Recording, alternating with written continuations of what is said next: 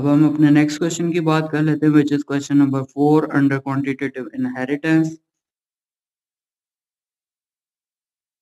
Question number 4 में condition है, assume that in squashes the difference in fruit weight between a 3 pound type and a 6 pound type is due to the three factor pairs हैं capital A, capital B and capital C.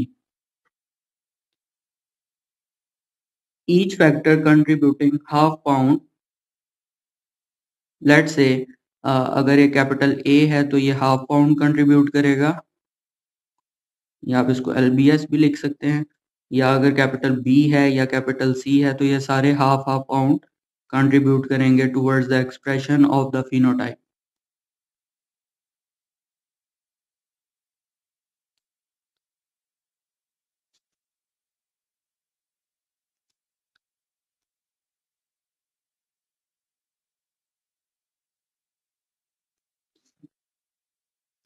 अच्छा, cross अ 3 LBS plant, अगर 3 LBS plant हो, यानी अगर हम इसको लिख लेते हैं 6 पाउंड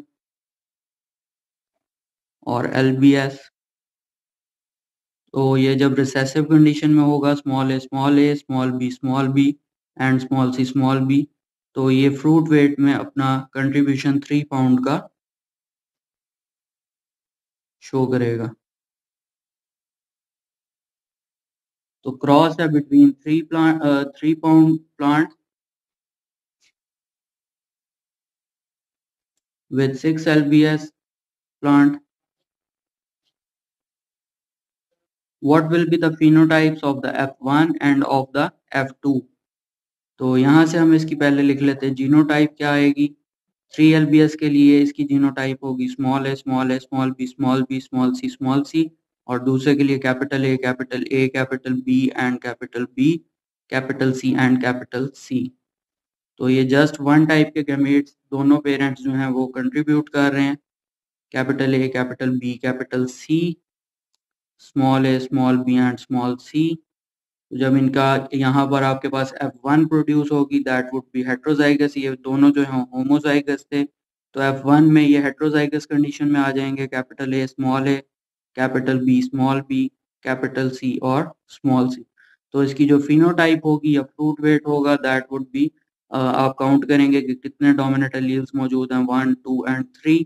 तो हर एलील जो है वो हाफ पाउंड को कंट्रीब्यूट कर रहा है, तो 3 में आपने प्लस कर देना है हाफ और हाफ। तो इसकी जो आपके पास फिनोटाइप आएगी, दैट वुड बी 4.5 LBS या 4.5 पाउंड। अब आपने इसका F2 बनाना है, तो F2 के लिए आपके पास ये होना चाहिए कि हेट्रोजाइगस पेयर्स का आपने आपस में क्रॉस करवाना है या सेल्फिंग करवानी है। तो F1 आपके पास F2 में कन्वर्ट हो जाएगी।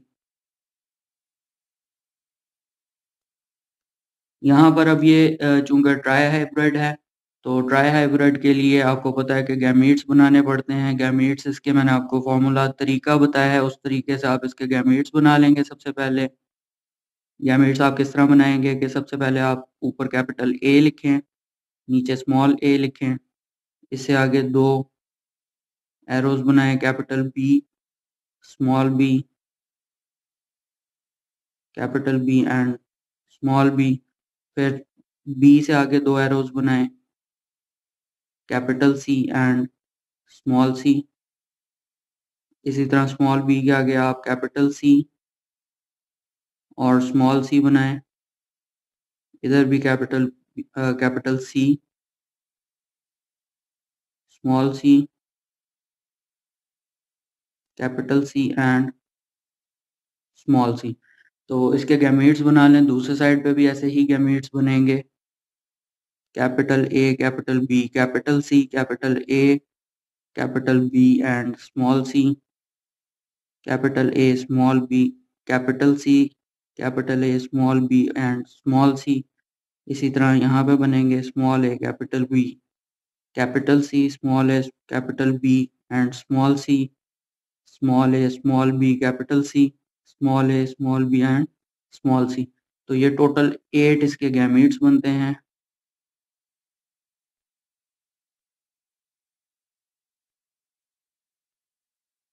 दूसरे पेरेंट से भी सेम इसी तरह बनेंगे, क्योंकि वो भी हेट्रोजाइगस है।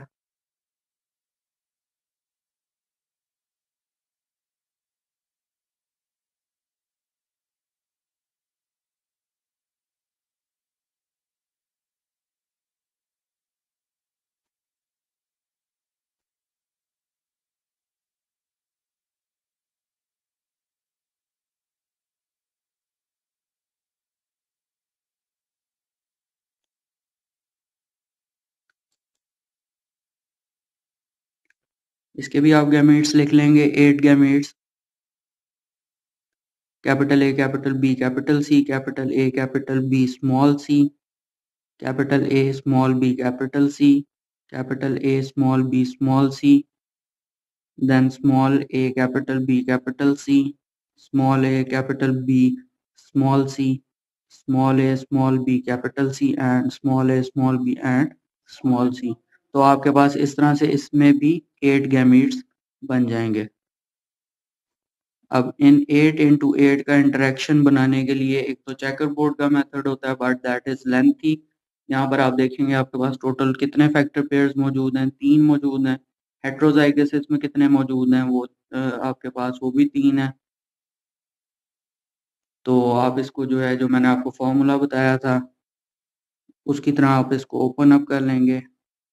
Capital A will denote dominant alleles और small A will denote recessive alleles raise to power 6, because 6 आपके पास टोटल एलील्स हैं।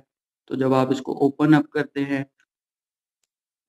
तो आप इस तरह से लिख लेंगे, ए आपके पास 6 है,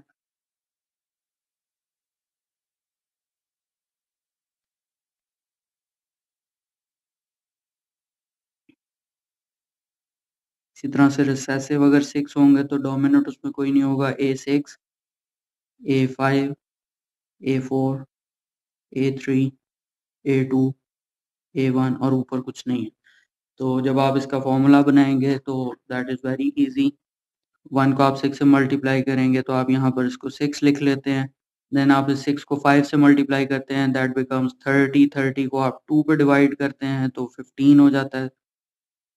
15 को 4 से मल्टीप्लाई करते हैं, दैट बिकम्स 60। 60 को 3 पे डिवाइड करते हैं तो 20 आ जाता है आपके पास। 23 or 60, 60 divided by 4, that becomes 15।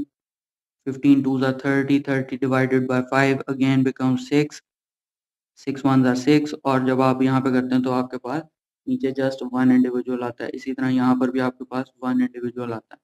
तो आउट ऑफ 64 कॉम्बिनेशंस, जो 8 इंटू 8 के कॉम्बिनेशन इंटरेक्शन की वजह से 64 कॉम्बिनेशंस आपके पास बनते हैं। तो उन 64 में से आपके पास 1 जो है वो कैसे होंगे, जिसमें 6 डोमिनेंट एलील्स हैं। एक ऐसा होगा जिसमें 6 रिसेसिव एलील्स हैं। इसकी आप फिनोटाइप लिख लें। अगर आपके पास 6 हैं तो आपके पास टोटल जो इसकी फिनोटाइप या फ्रूट वेट आएगा दैट वुड बी 6 पाउंड और 6 एलबीज। अगर आपके पास 5 हैं तो आप इसमें से 0.5 माइनस कर देंगे, 5.5 एलबीज, देन 5 एलबीज, 4.5 एलबीज, 4 एलबीज, 3.5 एलबीज और यहाँ पर आपके पास 3 एलबीज आ जाएंगे, 3 पाउंड्स आ जाएंगे। तो यहाँ से ये चीज़ आप देख सकते हैं कि जो इंटरमीडिएट हैं, यानी 3 उसमें डोमिनेंट एलील्स हैं और 3 रिसेसिव एलील्स हैं, तो इसका एक्सप्रेशन 4.5 एलबीज है। जिस तरह आपके पास F1 में आया था कि 3 आपके पास डोमिनेंट थे तो 3 रिसेसिव थे, इस तरह से आपका जो एक्सप्रेशन आया था दैट वाज 4.5 एलबीज। तो ये आपने इसकी जो है फिनोटाइप मालूम कर ली। अब आप यहाँ से देखकर बता सकते हैं कि टोटल 64 में से 6 इंडिविजुअल्स ऐसे होंगे जो 5.5 एलबीज देंगे, 15 इंडिविजुअल्स होंगे जो 5 एलबीज उसका फ्रूट वेट देंगे, 20 होंगे जो 4.5 देंगे, 15 होंगे जो 4 एलबीज देंगे, 6 3.5 एलबीज देंगे और 1 होगा जो 3 एलबीज अपना एक्सप्रेशन फ्रूट वेट के अंदर एक्सप्रेस करेगा। अच्छा, अब यहाँ से आपको वही फार्मूलाज आप दोबारा लिख लें कि अगर आपके पास 3 फैक्टर पेयर्स हैं तो उन 3 फैक्टर पेयर्स में से नंबर ऑफ गैमीट्स अगर हेट्रोजाइगस है तो कितने प्रोड्यूस होंगे, उसका फॉर्मूला होता है 2⁻n। n is equal to number of heterozygotes या number of heterozygous pairs।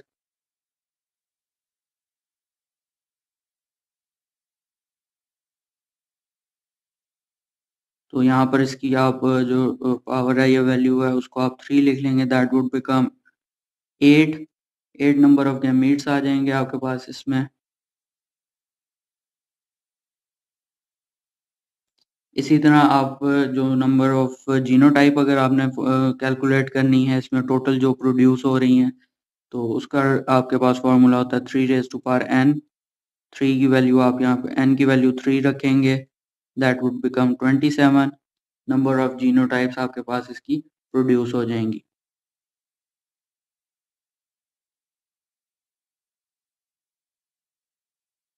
अगर आप इसकी फिनोटिपिक रेशो देखते हैं दैट वुड बी 1 6 15 20 15 6 and 1।